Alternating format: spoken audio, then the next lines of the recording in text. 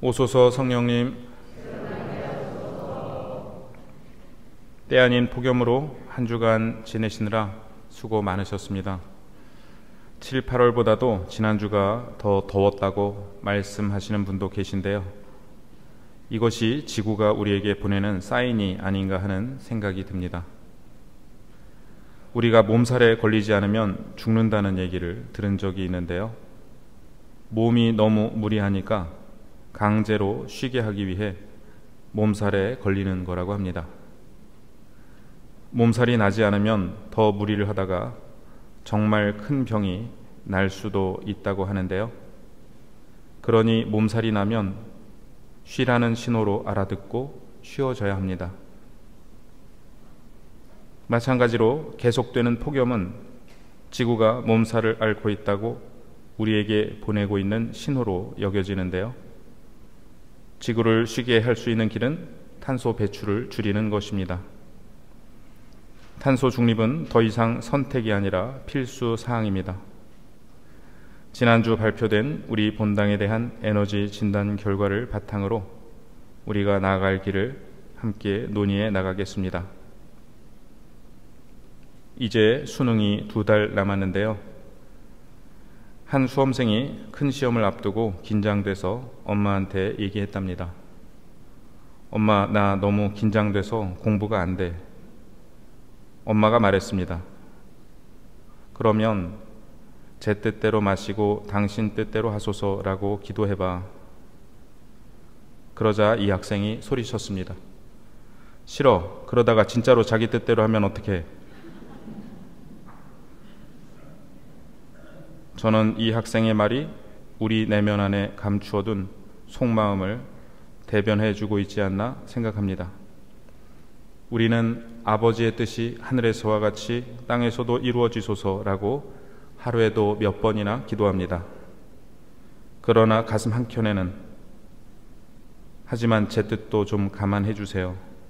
너무 당신 뜻대로만은 하지 말아주세요. 라는 마음이 있기도 합니다. 오늘 복음에서 베드로 사도도 같은 심정이 아니었을까 싶은데요. 너희는 나를 누구라고 하느냐는 예수님의 물음에 베드로는 당신은 그리스도이십니다 라고 대답합니다. 가장 단순하면서도 가장 완전한 대답입니다. 당신은 메시아입니다. 하나님께서 다윗에게 약속하신 이래로 우리가 1000년을 기다려온 바로 그 메시아입니다. 그런데 이 메시아께서는 당신이 많은 고난을 겪으시고 배척을 받아 죽임을 당하셨다가 사흘 만에 다시 살아나셔야 한다고 말씀하십니다. 베드로는 펄쩍 뛰며 말립니다. 베드로의 심정이 이해가 되기는 합니다. 그런데 다시 한번 생각해보면 조금 전에 당신은 메시아라고 고백해놓고 메시아가 어떠해야 하는지에 대해서는 자기가 더 잘 아는 듯이 말합니다. 그 순간 베드로는 예수님보다 높아졌습니다. 메시아의 운명을 자기가 정하려 하니 말입니다. 예수님께서는 호통치십니다. 사탄아, 내게서 물러가라. 하나님의 일은 생각하지 않고 사람의 일만 생각하는구나. 예수님은 광야에서 자신을 유혹하던 사탄이 어느새 제자에게 들러붙어 있음을 보신 것일까요? 이어서 예수님은 누구든지 내 뒤를 따르려면 자신을 버리고 제 십자가를 지고 나를 따라야 한다고 말씀하십니다. 예수님의 순환과 부활에 대해서는 제1독서인 이사야서에 나오는 야훼의 종의 노래에서 이미 예고되고 있습니다. 나는 매질하는 자들에게 내 등을, 수염을 잡아 뜯는 자들에게 내 뺨을 내맡겼고 모욕과 수모를 받지 않으려고 내 얼굴을 가리지도 않았다. 예수님의 순환 안에서 이루어진 이 예고는 그리스도를 따르는 순교자들을 통해서도 이루어졌습니다. 순교자 성호를 맞아 오늘은 성 다블리 안토니오 주교님에 대해 말씀드리려 합니다. 오는 10월 20일 본당의 날을 맞아 솔매 성지와 실리 성지로 전신자 성지 순례를 계획하고 있는데요. 솔매는 김대건 신부님의 탄생지로서 신부님의 가족을 비롯한 많은 순교자를 배출한 곳입니다.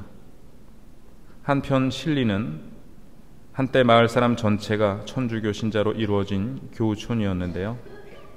역시 수많은 순교자를 냈고 제5대 조선 교구장이신 성 다블리 안토니오 주교님도 이곳에 머무셨습니다. 다블리 성인은 1818년 프랑스 아미eng의 유복한 집안에서 태어나셨고 23살에 사제 서품을 받으셨습니다. 20개월 동안 본당에서 보좌 신부로 생활하신 후 파리 외방 전교회에 입회하셨고 26살인 1844년에 마카오에 도착하셨습니다. 조선에 함께 입국할 선교사를 찾고 있던 3대 조선 교구장 페레올 주교님의 청을 받아들여 조선 선교를 자원하셨습니다. 페레올 주교님과 다블리 신부님은 중국 상하이에서 봉헌된 김대건 신부님의 서품 미사에 참례하신 후 김대건 신부님과 함께 조선에 입국하십니다. 그러나 1846년 김대건 신부님이 순교하시자 두 분은 여러 곳으로 피신하며 갖은 고초를 겪으셨습니다. 평소 몸이 약했던 다블리 성인은 최영업 신부님으로부터 병자 성사를 받으시기도 했습니다. 1857년 주교로 서품되신 다블리 성인은 조선 교회사와 순교자들에 대한 방대한 자료를 정리하셨는데 이것이 후에 달래 신부가 쓴 책 한국 천주교회사의 바탕이 됩니다.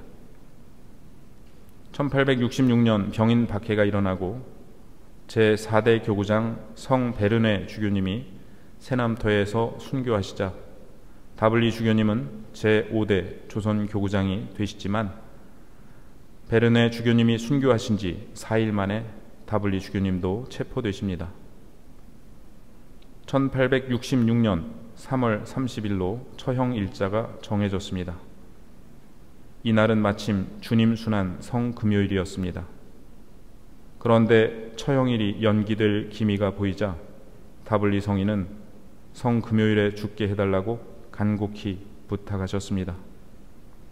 결국 보령 갈매못 성지에서 오메트르 신부님, 위행 신부님, 황석두루카, 장주기 요셉과 함께 처형되셨고 5분은 1984년에 103위 시성식을 통해 성인품에 오르셨습니다. 프랑스 선교사로서는 매우 오랫동안 21년이라는 긴 세월 동안 조선에서 사목하시면서 다블리 주교님은 많은 저서를 남기셨는데 그 중에는 가족들에게 보내는 편지가 69통 있습니다. 1년에 평균 서너 통씩을 쓰셨는데요. 많은 편지가 예수님을 소유한 사람은 모든 것을 소유한 것이라는 말로 시작되고 있습니다. 1845년 10월 12일 조선에 입국하신 후 10월 말에 부모님께 처음으로 편지를 쓰셨는데 조선에 입국하여 매우 기쁘다는 말씀과 함께 당신이 건강함으로 염려하지 말라는 말씀을 하셨습니다. 부모님이 걱정하실까봐 27살 청년이 애교스러운 표현을 많이 하고 계시다는 느낌이 드는 편지입니다. 그로부터 며칠 뒤 미처 못 다드린 말씀이 있다는 듯 두 번째 편지를 쓰셨습니다.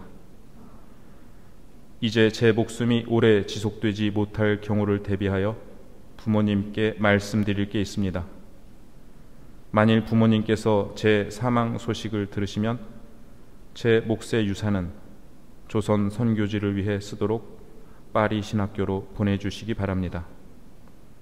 그리고 혹시 하느님께서 제게 순교의 은총을 베풀어 주셔서 부모님께서 그 은혜에 감사드리고자 감사 헌금을 보내고 싶으시다면 중국 쓰촨 지방에 있는 비신자 집안 어린이들의 세례를 위해 사용하도록 하는 것이 가장 유익할 것 같습니다. 조선에서는 박해 때문에 많은 아이들에게 세례를 줄 수 없지만 스촨에서는 아이들에게 세례를 줄 수 있기 때문입니다. 또다시 작별 인사를 드립니다. 그러나 예수님 성모님과 함께라면 우리는 항상 행복할 것이고 또 어느 날엔가 한데 모일 수 있을 터이니 그때에는 더 이상 이별이 없겠지요. 저는 이 세상에서나 저 세상에서나 부모님을 지극히 공경하며 사랑하는 아들입니다. 이 편지를 읽고 예수님의 순한 예고가 떠올랐습니다.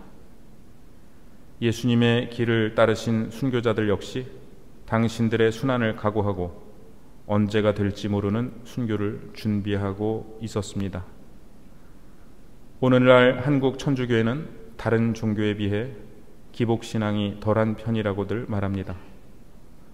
순교자들 덕분입니다. 순교자들은 하느님을 믿는다는 것이 어떤 것인지를 우리에게 목숨으로 증거해 주셨습니다. 참으로 하느님을 사랑하고 참으로 이웃을 사랑하는 그 자체가 영원한 생명에 이르게 하는 보상이라는 것을 보여주셨습니다.